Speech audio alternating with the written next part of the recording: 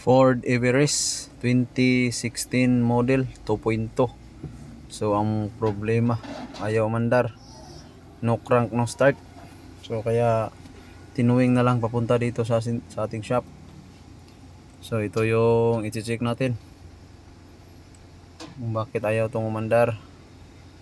So yan, binaba na ng towing truck. So dito tayo, scan natin. Yan, so yung mga nakailaw, oh. So yan, try natin crank. Yan, oh, wala talaga. So nag-ilaw yung C manual. Tingnan natin dito sa scanner. Yan, oh, medyo marami tong trouble code. Yan. So babaybayin natin yan kung anong mga posibleng mga dahilan. Yan, yung mga trouble code niya. So medyo madami talaga. So sabi ng may-ari, bigla daw tong nagpark lang tapos pinatay niya. Tapos pagbalik niya ayaw na nang mandar.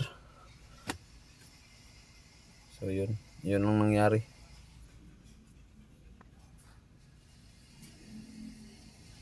Yan, titingnan natin dito. Mayroon siyang dami siyang trouble code.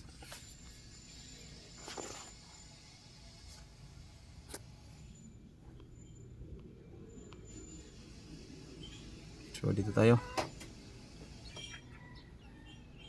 So check natin yung engine kung anong naging dahilan. Yan, so ablihan natin yung hood. So dito ay i-check natin dito yung yung fuse box. Yan. Yung ito yung suspect natin. Ito yung inaghinalaan natin na nandito talaga yung posibleng dahilan. Ito. Yung simhot pa ni Ipunski, oh. Yan, ito. Tanggalin natin to. Yan. So pasurad, tanggalin natin to. So ginamitan natin ng tuyok-tuyok. So una, disconnect natin yung negative ng battery. Tapos mga sakit itong fuse box na to. Ito yung kakalikutin natin. Baka nandito yung problema. So subukan na natin.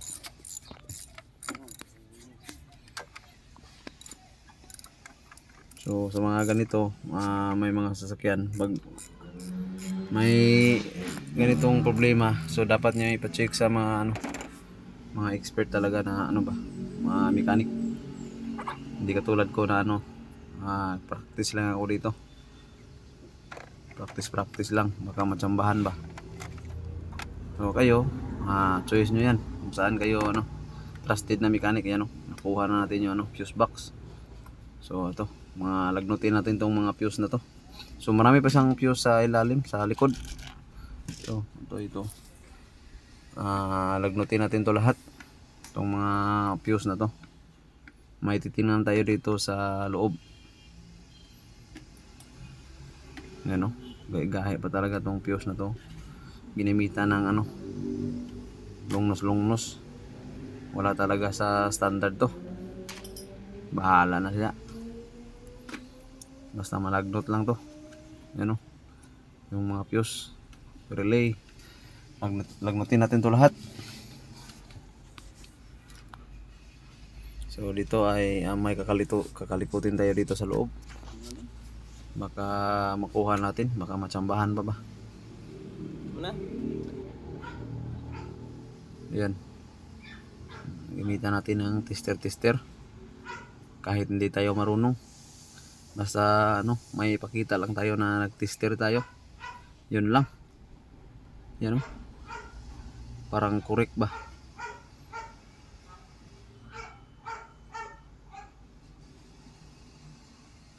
Yan. So okay na yan. Bahala na sila. May kinuot ko tayo diyan,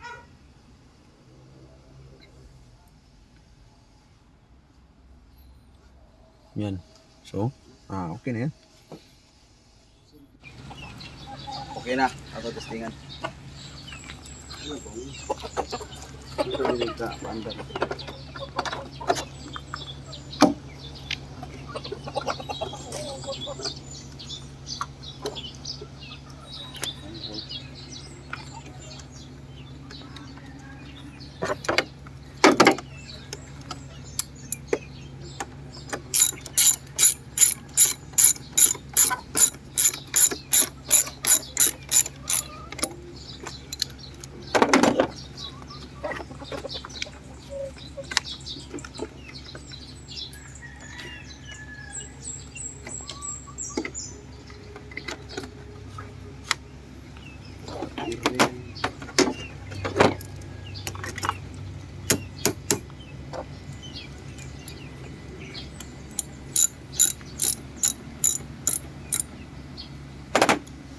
Start.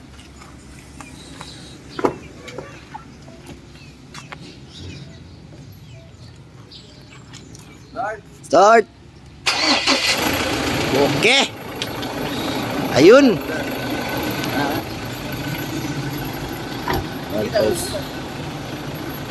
Yan guys, mandar na.